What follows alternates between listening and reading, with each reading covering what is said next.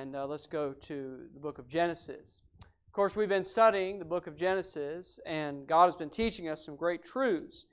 And we've been learning through the patriarchs in the book of Genesis. And it's been very helpful to us, and I pray that's been helpful to you. When I first started the series, I called it the book of Genesis with spiritual application. And we are looking at Genesis at a little bit different angle maybe than we have. It's easy to read Genesis as just a historical book, and there's no question that it is. It is a historical book, and there's much historical facts that we can learn. We learn about the origin of the earth here. So it's a historical narrative. There's no doubt about that. But the book of Genesis is also the origin of the doctrine of the Bible. So there's great spiritual application as well in the book of Genesis. And so we've been trying to derive some of that from this book. And God has been, at least for me, He's been illuminating me in a lot of areas. I've been seeing things that I never saw before. And I hope God is doing the same thing for you. So as we go through each individual story in the book of Genesis, we are expanding on it, digging deeper, learning the truths that are being taught in this book. And so we've been learning about the life of Jacob. Jacob was a man that God did greatly use. He ultimately was a man whose name was changed to Israel. And the name Jacob is synonymous with Israel. And, of course, this is a good time to be talking about Israel. The truth of the matter is that there are some people today who believe that Israel is not important anymore in the eyes of God, and that He's maybe passed over Israel, and that now, we're in the church age, which means that Israel doesn't have importance. And I just think that's false. When you really look at the Bible, you see that Israel is always important to God, and that doesn't ever change. And ultimately, when the church is no longer occupying the greatest portion of the scene, then Israel will then once again be the focal point. And so Revelation teaches that ultimately in the end, Christ will come and He will actually reign in Jerusalem. That's the way I read my Bible. I interpret that way because it's very clear. And that's the literal interpretation, where Christ will come on the Mount of Olives, and He will reign from Jerusalem. So He will come back to that part of the world. And the Bible tells even more than that. And the book of Romans tells us that at that time all Israel shall be saved. So Jesus will come as their Messiah. He's already their Messiah. Many of them rejected Him. But He will come as that reigning Messiah rather than the suffering servant that He was when He came 2,000 years ago. He came to die on the cross for the whole world. But when He comes that second time, He doesn't come as a servant or even as specifically as a Savior. He is the Savior, but He will come as a king. He will be the king when He comes. So Israel will then be once again the focal point of God's unfolding plan of redemption. So right now we see that Israel is taking a little bit of a backseat when it comes to biblical theology, because right now we're in what most people dub the church age. Now we won't see that particular phraseology necessarily used in the Bible. I want to be clear about that. But the New Testament does teach, though, that the gospel has gone to the Gentiles. It's gone to the Gentiles. That doesn't mean the Jews don't have access to the gospel. They certainly do, and there are many Messianic Jews. There are many who believe in Christ who are Jews, and we thank God for that. But the gospel, the dispensation of the gospel, ultimately, as it was given to Paul and then to the apostles, has gone to the Gentiles. So now, when we look at the world in general, we see that the majority of people who know Christ are Gentiles. But that's not to say that things won't be changed around. One day when the Lord will once again placed the emphasis on Israel. So it's a great time to be dealing with Jacob. Jacob is the father of Israel, father of the 12 tribes of Israel. And we've been learning about his life. We're on part 5 today. We've already had 4 parts of the life of Jacob. We come to part 5 today in the book of Genesis, the 30th chapter of Genesis. The last time we were here, which was a few weeks ago for sure, we learned about Jacob meeting Rachel. And that was the woman that he loved, and immediately we could say love at first sight, as it were. And he wanted to marry her immediately. And God led him to Rachel. He guided his steps and his pathway. But then we know, of course, the story how that Laban deceived him through an operation that he did that day. And he actually snookered, Jacob into another 7 years of service. He was going to give just 7 years, but ended up giving 14, and then he did marry Rachel at the end of that.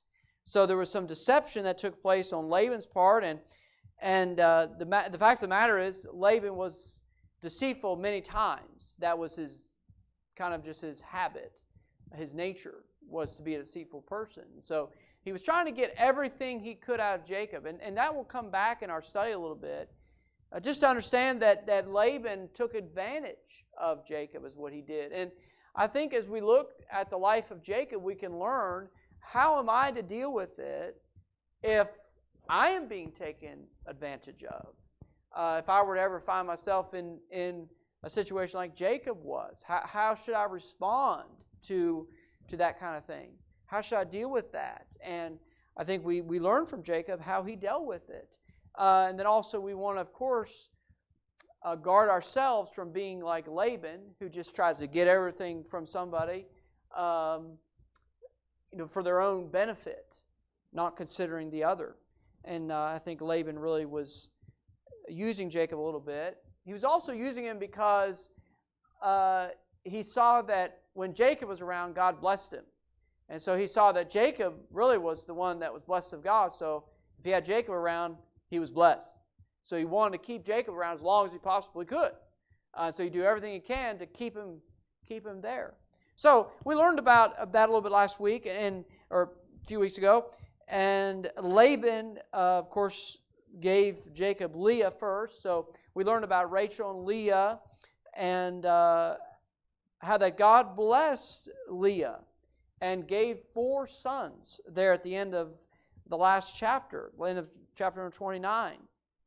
That he gave her Reuben, whose name means the Lord saw. And he gave her Simeon, whose name means hearing, the Lord hears. He gave her Levi, whose name means adjoining. And then also Judah, whose name means may God be praised. So God blessed Leah with these 4 sons. That would be the 4 eldest sons of Jacob.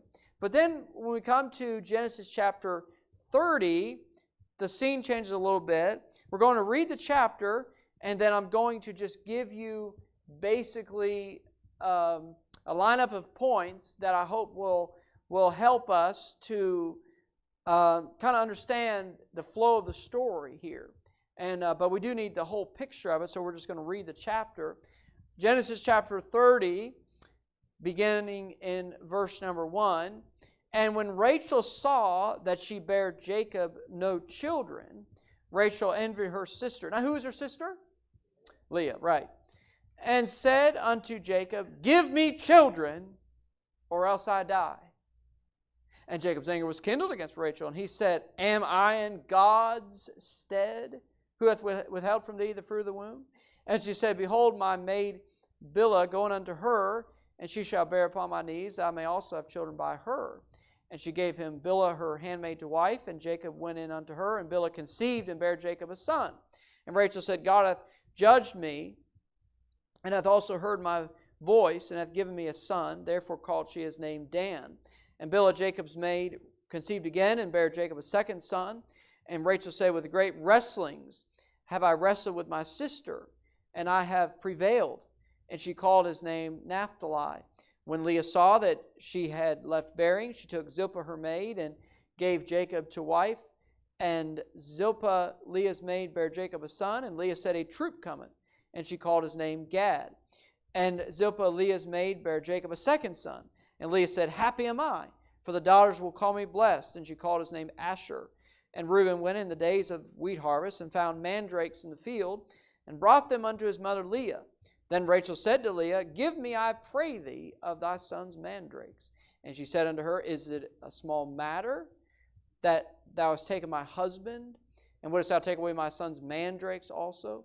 And Rachel said, Therefore he shall lie with thee tonight for thy son's mandrakes. And Jacob came out of the field in the evening, and Leah went out to meet him, and said, Thou must go in unto me, for surely I have hired thee with my son's mandrakes.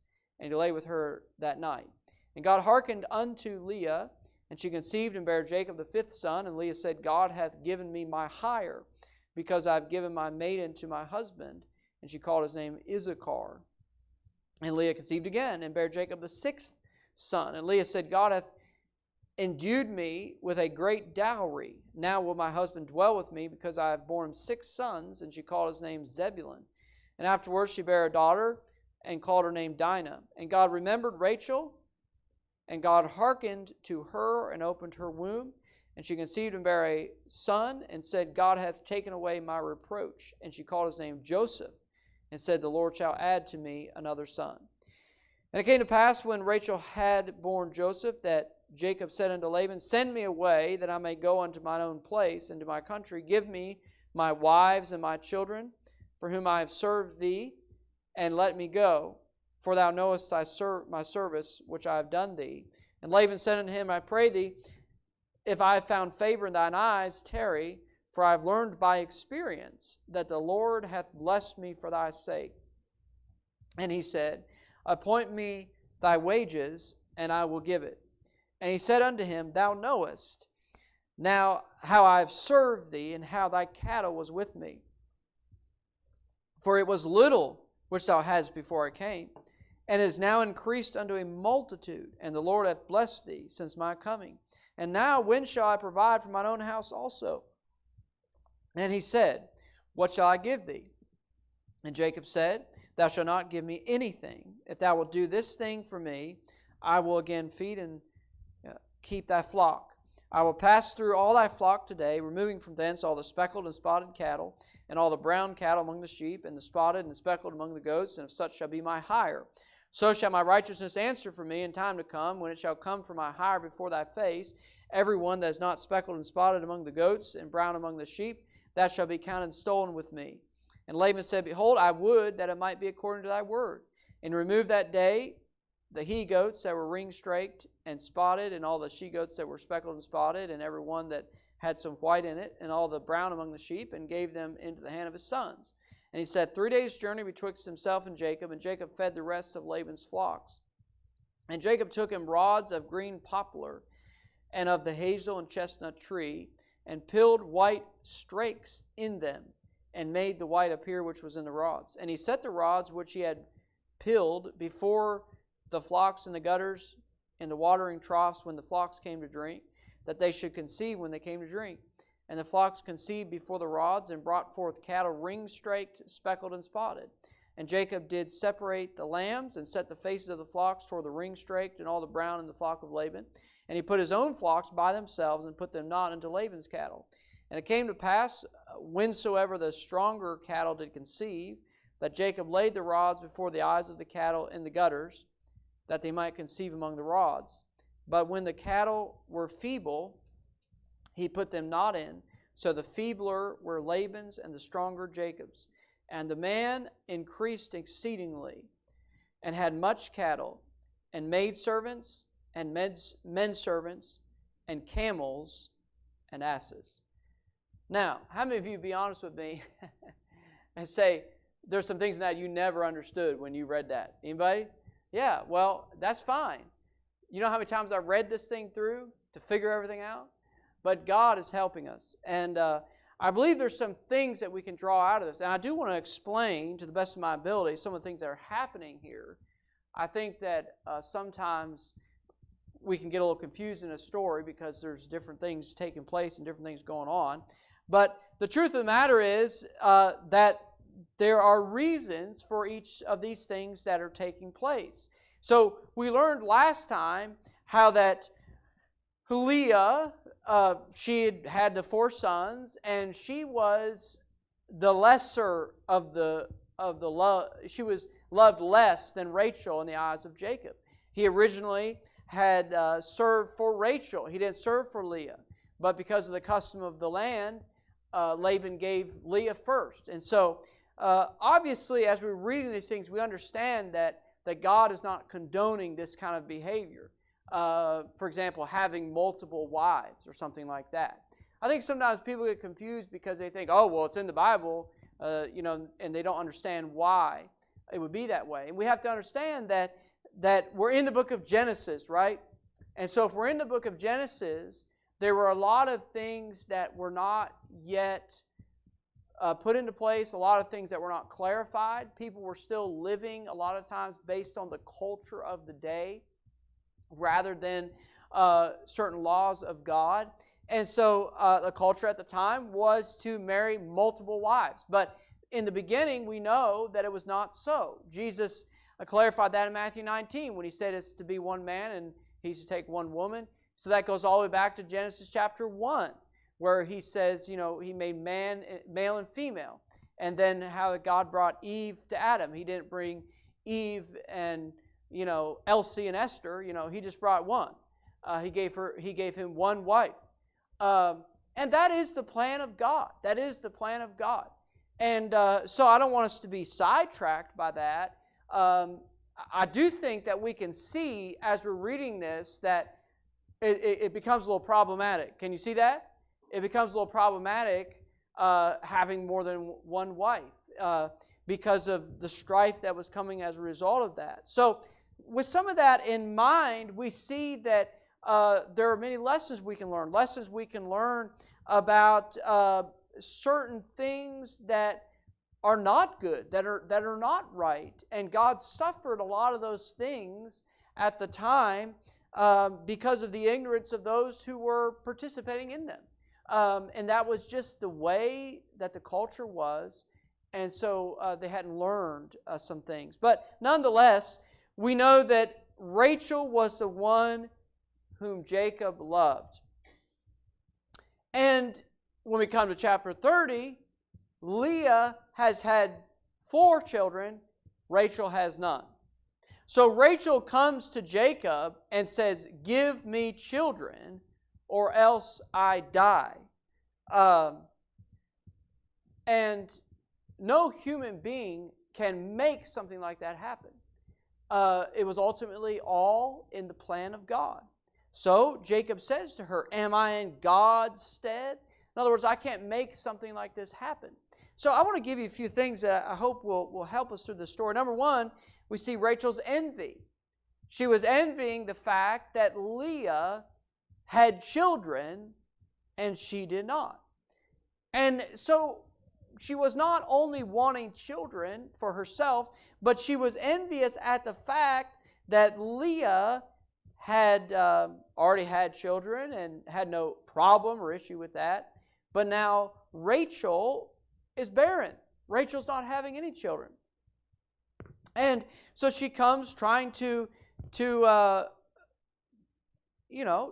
to get Jacob somehow to make this happen. But we know that it can't be forced. It's not something that can happen unless God allows it to happen. Someone could, for many, many years, try to do everything they can to try to have a child. But if it is not the Lord's will, then it won't happen. And that's all there is to it. So, but she had envy. And so we can see the problems that are arising from the relationship of Jacob and Leah and Rachel. So that's her envy. Number two, Rachel's attempt to have children. Now, she decided that in order for her to have children, she was going to let her husband marry this maid of hers so that if her maid had children, she could claim those as her own. And I think we can all see that there are problems with this. We know that Sarah did the same thing, didn't she? because Sarah, for many years, was barren, and so she said to Abraham, well, why don't, I'll give you my maiden to be your wife. And then, Ishmael was born. And then we know the problems that came as a result of that. And so it can be, I think it's very clear that when we try to take matters in our own hands without consulting the will of the Lord, and because of our impatience, right, we want to take control of the situation. 9 times out of 10, we will make a mistake because we try to take it into our own hands and, let me just make it happen. And so she couldn't make it happen, so she tried to do it another way. And that's exactly what Sarah did. And there are problems that arose in that situation. So, nonetheless, we see that Rachel's maid, Bilhah, had 2 children with Jacob. She had a son named Dan, and then she had a son named Naphtali, Dan and Naphtali. Now, I'm going to give you the meanings of each of these names. So the name Dan means judge. She said, God hath judged me. And then the name Naphtali means my wrestling. Because you see, these 2 sisters were wrestling with one another. And Rachel said, I want to come out on the top.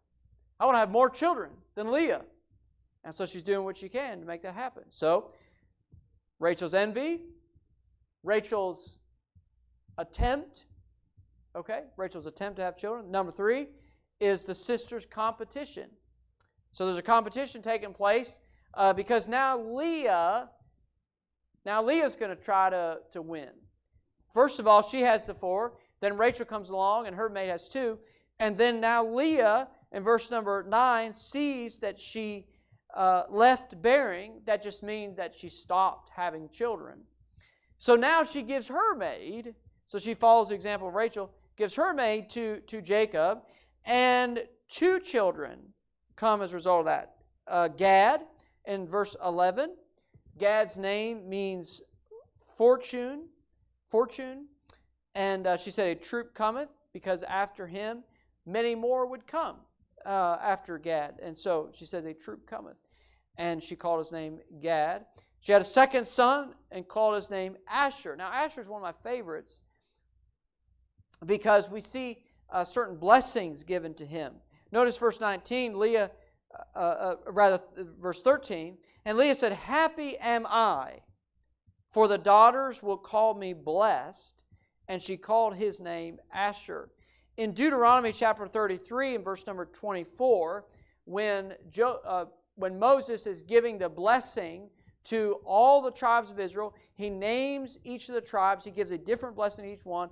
And to Asher, he said that he would be blessed with children and that he would dip his foot in oil. That's what Moses said about Asher in Deuteronomy 33:24. And then that famous verse right after that, he said, as thy days, so shall thy strength be. And so Asher was blessed. That was the blessing upon him. He said he'd be blessed with many, many children. So there's a competition taking place, and whenever there's a competition between people, especially of a trivial, frivolous kind of nature, as we see going on here, it's just going back and forth. There's Rachel doing the best she can to win, then we have Leah, and then they're just trading back and forth. So this is the competition that's taking place, and that's never a good thing. Competing with one another, and competing with one another just gets our attention off the Lord, and gets our attention off of what's really important in life. You ever notice that most of the arguments you ever have in life are over things that aren't that important? Now, it doesn't mean that we don't have some debates on important things, but most of the argumentation that takes place is just, I want myself to be heard. And so both of these women, Rachel and Leah both, They wanted to have a higher place. Really, in the eyes of Jacob, is really what they're vying for there. I'm gonna bear him more sons. And so that was kind of the idea there. And so may God deliver us from all that. The sisters' competition. Here's another thing. Number 4 is the bargain. There's a bargain that takes place, and I'm sure as we read the story, you might have questions about this. But what happens with the mandrakes? What is this all about? Well, Reuben, he plants and sees mandrakes come up. Now, mandrakes are a plant that is actually considered a narcotic plant, cathartic or soporific. And soporific means it puts you to sleep. That's what that means. And the other thing, I won't talk too much about what that means, but nonetheless, mandrakes are also mentioned in the book of Song of Solomon. Song of Solomon 7, verse 13. I want you to turn there for a moment. Keep your finger there in Genesis. And it's mentioned in the book of Song of Solomon. Now, Song of Solomon is one of those books that we neglect. We can all admit that, I think. We neglect this book, but it's a wonderful book. It's an amazing book.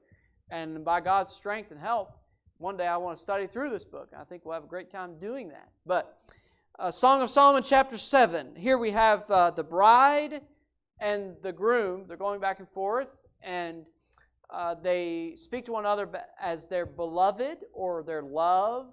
That's the way they speak about each other throughout the book. But then Song of Solomon chapter 7. Let's just look at verses 11 through 13. This is the Shulamite speaking, based on the narrative and kind of just the language that's used and the way they're going back and forth. This seems to be the Shulamite speaking here, so this would be the woman. In Song of Solomon 7, verse 11, "Come, my beloved, let us go forth into the field. Let us lodge in the villages. Let us get up early to the vineyards." By the way, I thought I'm going to get a sign in my house that has that verse on it. Let us get up early. Amen? That would be a great verse, wouldn't it? Let us get up early to the vineyards. Let us see if the vine flourish, whether the tender grape appear, and the pomegranates bud forth. There will I give thee my loves. The mandrakes give a smell, and at our gates are all manner of pleasant fruits, new and old, which I have laid up for thee, O my beloved. By the way, just that last verse is so packed, we could preach a whole message on that, several messages. Christ is in that verse. It's an amazing thing. I'm not going to get too sidetracked tonight from our study, but Jesus talks about things new and old. It's an amazing thing if you look that up, how the Lord talks about it. But what does it say? The mandrakes give a smell. Mandrakes were called the love apples. That's what they were called. And so they were used in that kind of setting. And I'm sure we all understand that. So what is the bargain? Well, Rachel comes along and sees that Leah's son Reuben grew some mandrakes, and she wanted some. She wanted some of those mandrakes. And so they had a bargain here, and we read what happens that night. And so Leah then, she hires Jacob with the mandrakes. And ultimately, no doubt, Rachel wanted some of those. And so she's going to do everything she can to get those mandrakes.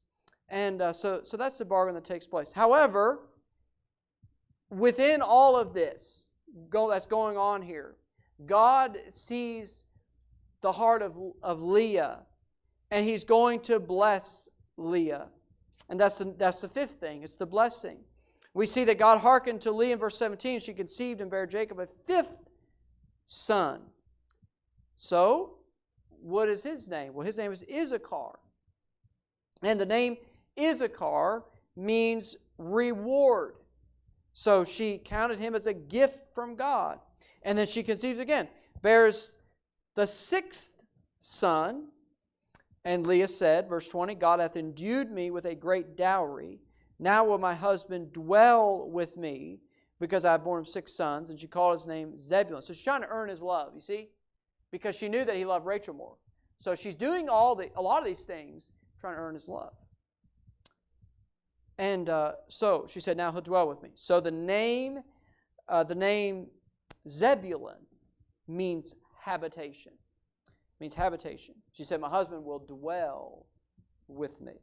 So that's what the name Zebulun means. So then afterwards she bears a daughter named Dinah. The name Dinah, who we'll come across later in the book, the name Dinah means justice. So, a dowry. What is she talking about? The Lord hath endued me with a great dowry. A dowry is just simply a gift that God had given to her. Now, every child is a gift from God, right? Every child. No matter who they are. A boy, girl, 3 pounds, 8 pounds, 5 pounds, 20 pounds, whatever. They're all a great blessing from God. And there's no greater gift than that God gives. The Bible says the fruit of the womb is His reward. So, that's what she calls his name, right? Issachar, reward. And then Zebulun, he's a gift. Because the fruit of the womb is a reward. It's from God. It's a great and wonderful gift. And we'll respect the life of babies when we realize that. How much of a gift, how much of a beautiful gift every single baby is. So, the Lord had given her this great gift. Okay, we're moving right along. We're coming to number 6. We see number 6 is Rachel's answer to prayer. God now was going to answer her prayer. No doubt, the Lord saw over those many years that she was the one that was loved, so He kind of favored giving some blessings to Leah for a while. But He really reserves this great blessing that we're about to see to Rachel. Both of these women, Leah and Rachel, were both, from everything I can see in the Scriptures, were godly women, just as Jacob was a godly man. They were godly women like Sarah, just as Sarah was a godly woman. And so, and we see their names brought up throughout Scripture. And Rachel comes up later. But here we see that God remembered Rachel in verse 22, and God hearkened to her and opened her womb. So if He hearkened to her, that means He heard her prayer and He answered her prayer and opened her womb because it was closed. In other words, she couldn't bear. And so God opened her womb so that she could bear a son. And when she bore the son, she said, God hath taken away my reproach. Because for a woman, not having any children can be the cause of reproach, especially the derision of others. And I think that was more severe than it is these days. Even these days, there can be some mockery. Of course, a person who doesn't have children can feel as if they're somehow looked down upon in society. But even more so in this time. So it helps us when we read these stories to understand a little bit of the historical aspect, the kind of culture that they lived in. That's what I mentioned earlier about having multiple wives. But also even just the culture of if you don't bear your husband a son, it's a shameful thing. That's just the way it was. I'm just saying that that's what they were dealing with. And so when Sarah or Rachel, or whoever the case may be, if they didn't have children, it wasn't just that they were missing out on having children, but they were actually disregarded by society. They were mistreated. They were disrespected by society if they did not have children. So that is a whole aspect, a whole component of what's happening here, is that there's some shame associated with it. So that's why she says, God hath taken away my reproach. So, when she has the son, she names him what? Joseph. Now, Joseph's going to be a great character in the Bible. Great character in the Bible. But his name has a meaning. And his name, the meaning of it is listed right here. She called his name Joseph and said, the Lord shall add to me another son. And we know that she did have another son later. But his name, Joseph, means, here's what it means. Let him add, or may Jehovah add. That's what the name Joseph means. May Jehovah add. That's what it means. And so she was actually prophesying that she would have another son. And so that tells me that she was walking with God, and God was able to help her to understand and reveal some of those things to her. So she had this son named Joseph.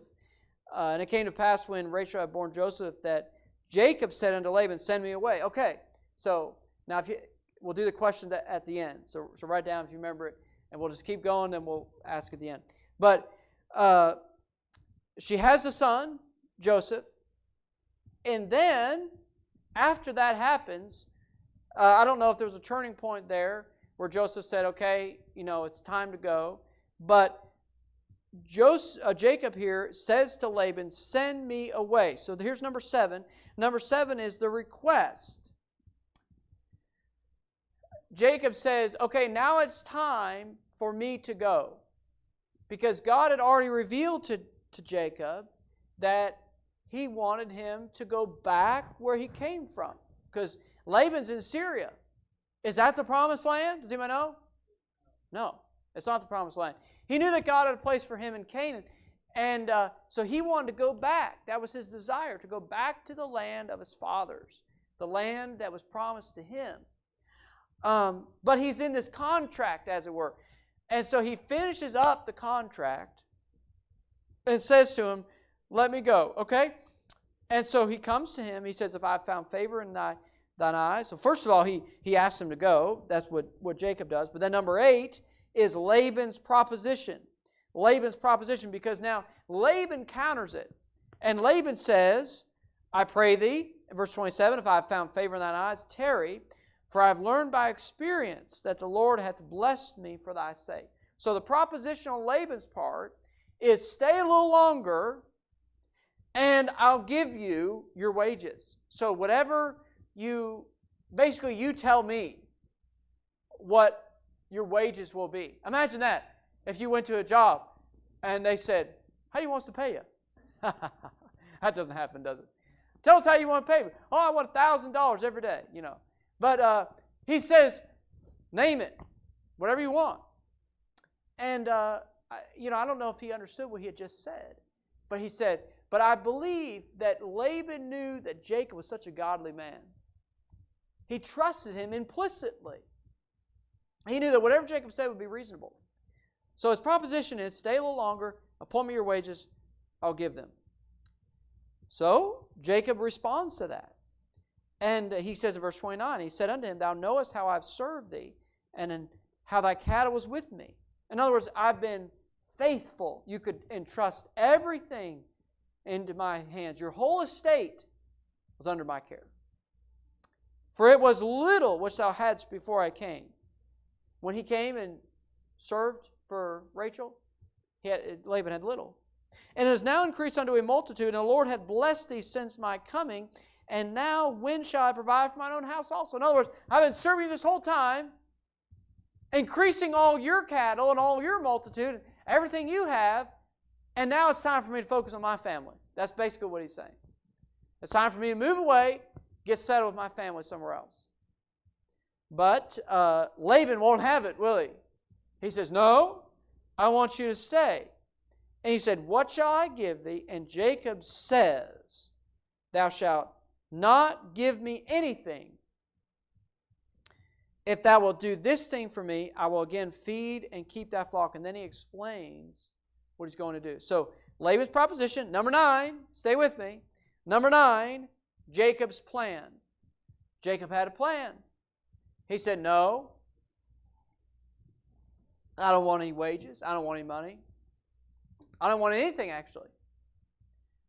But here's what I'm going to do.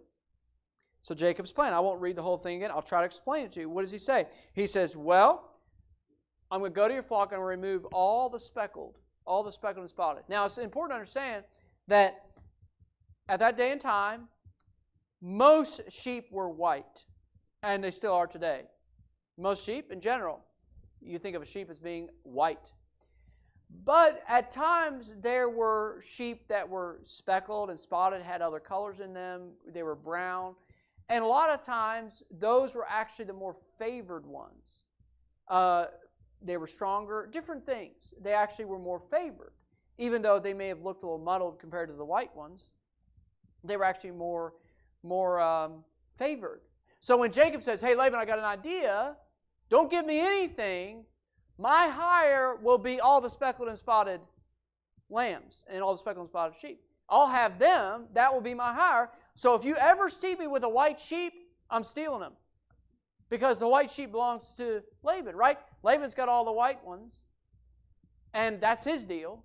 But see, now Jacob has all the speckled and spotted. Now there's a reason why he's doing this. And he has a whole plan, right? He says, my hire will be the speckled and the spotted. And he says, if you see any white with me, then you can take it by force because it's yours. I'm going to leave all the nice-looking ones with you. I'll take all the speckled and spotted. So Laban goes headlong into this whole thing. He shakes hands with him. He says, I would be according to your word. He says, do what you said. So what happens is they go and they remove all the speckled and spotted, set them by themselves. And now it's interesting when you read through what it says, verse 35, he removed that day the he-goats that were ring-straked. That just means they had stripes, they had different spots and things. And all the she-goats that were speckled and spotted, and every one that had some white in it, and all the brown among the sheep, so they had a combination of white and brown, and gave them into the hands of his sons. So Laban has some sons. In the next chapter, chapter 31, verse 1, we hear about Laban's sons. So Laban had some sons, and so actually what he does is he puts those into the hands of his sons. He says, these are Jacob's, and you're going to take care of them. And he lets Jacob take care of his own. So now Jacob is going to take care of Laban's flock. And he said, 3 days' journey betwixt himself and Jacob fed the rest of Laban's flock. Now, how do I know that? Because the only way that Jacob's plan could work would be if he was feeding Laban's flock. It's the only way it could happen. So Jacob was feeding the white sheep. He was feeding Laban's flock. Laban was entrusting Jacob that he would be faithful in this, that he would actually, do what he said he was going to do. So how does this plan go? Well, Jacob takes rods of green poplar. He takes different kinds of organic plants and different things he uses. And he uses these things so that when the flocks come to the gutters, when they drink and all that, during the time when they're conceiving, it's not that they're conceiving by doing this, but it's during the time that they're conceiving, and then they come to get drinks while they're pregnant, if you will. Then during that time, as they do this, Jacob is a smart man. I mean, his name means supplanter, so he knew how to connive. He knew how to do things. And he knew how to actually make them bring forth a certain type of offspring. So when they had those rods in the trough as they were drinking, then they would actually bring forth goats or cattle, whatever the case may be, that were striped, that were ring-straked and spotted and speckled. And so he was able to actually make Laban's flock produce speckled and spotted offspring. In other words, they were white when they go in, but then they bring forth sheep that are not white. And so what happens? So as he does all this, and then as they bring forth their lambs, he puts them at a certain place where they're with the other cattle, so that ultimately they turn out to be the speckled and spotted. And so then he keeps them separate. He's got his and Laban's. And so then when Laban's go to drink, he puts these things in the trough, and then they end up bringing forth the speckled and spotted. So what happens is then when the feeble, so there's certain sheep that are stronger than others, and when the feeble sheep go in to drink, he lets them go. The ones that are conceiving, he lets them go. But then the other ones that are the stronger ones, he puts those rods in so that they can bring forth the speckled and spotted. So what does that do? Well, now all the stronger belong to him, because the whole deal in the beginning was, I'll have the speckled and spotted, you have the white sheep, right? That was the deal in the beginning. So now he's going to make all the strong ones his and all the weak ones Laban's. Okay? So that's the plan, all right? He plans it out so that this will happen. Now, we might say, well, so was he being deceitful here? Well, this is where I come to my last point, that what I have come to see that I think will make sense to you. Number 10 is the purpose of Jacob's plan. So what was the purpose of this? Why did Jacob basically take over all of Laban's flocks? Because that's exactly what he did. Well, I think Jacob understood a couple of things. He knew he had to provide for his own, and the way Laban was treating him, he was not going to be able to do it any other way. In fact, let's look at one other. We see a dream that he had in the next chapter. We won't look in this in depth because we'll at a later time. But in chapter 31, there's a dream recorded of how God appears to Jacob in a dream, and he sees the speckled and spotted taking over the flocks and all of that. So this was all part of the plan of God. And so Jacob knew that this would have to be done in order that he could provide for his family. And ultimately, he had to trust God because he could not fully control what kind of cattle they brought forth. But he trusted that God would take care of him. Now, the ultimate reason I believe that he did this, I believe the reason he did this was because, what does it say in chapter 30 and verse 25? Well, he said, send me away, right? He said, send me away. But Laban was obstinate, right? He said, I don't want to send him away. He said, stay a little longer, let's make a deal. What will your wages be? He tries to keep him. So my personal belief is that Jacob did this because he knew it would turn Laban against him. And then he would be able to do what God called him to do. Because here he is in this situation where Laban is trying to keep him, and Jacob knows that he has somewhere to be, that God is calling him to another place. In fact, he explains that in the next chapter when God appears to him and says, it's time for you to go. It's time for you to go. So Jacob knew, he had the discernment to understand that ultimately, in the end of all of this, Laban would turn on Jacob because he took over all his cattle, and then Jacob would be able to leave.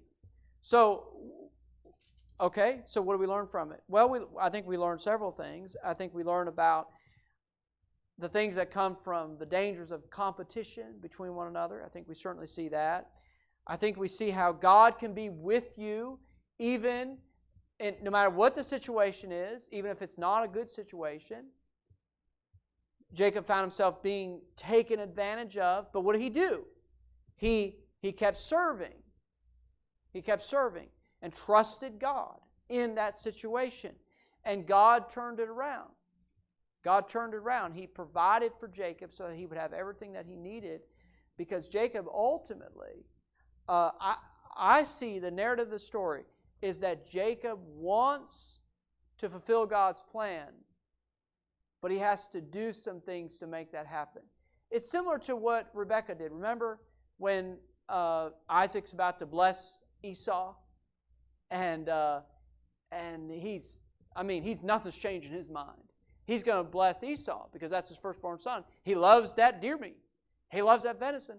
And so he's going to make sure that Esau is blessed. So Rebekah swoops in and, connives a plan, just like he does here, so that Jacob will receive the blessing. And ultimately, that was the plan of God, but there was somebody that did not understand it or see it. So there had to be done another way. And I think the same thing here. Laban didn't care about what Jacob's future. He didn't care about what God wanted Jacob to do. He didn't care about where Jacob was going. He just wanted him to help him. He just wanted to be with him. So Jacob comes up with another plan to ultimately fulfill God's will. So that's why, when you look at a story like this, you say, wow, he was stealing from Laban. And he was accused of that by Laban's sons. But I see it, the way I see it is a little more that Jacob knew that God wanted him to go. And he did these things ultimately to bring that to pass. And so from my study of this, that's what I see. And I think that we can learn a lot about the way he dealt under the pressures of someone who was taking advantage of him. And he ultimately trusted God, and God did bring him out. He didn't flee. Eventually, he kind of did run away, but because he almost had to, because Laban was so stubborn. But he served God, and God ultimately provided for him. So it's quite a story, a lot of things going on there.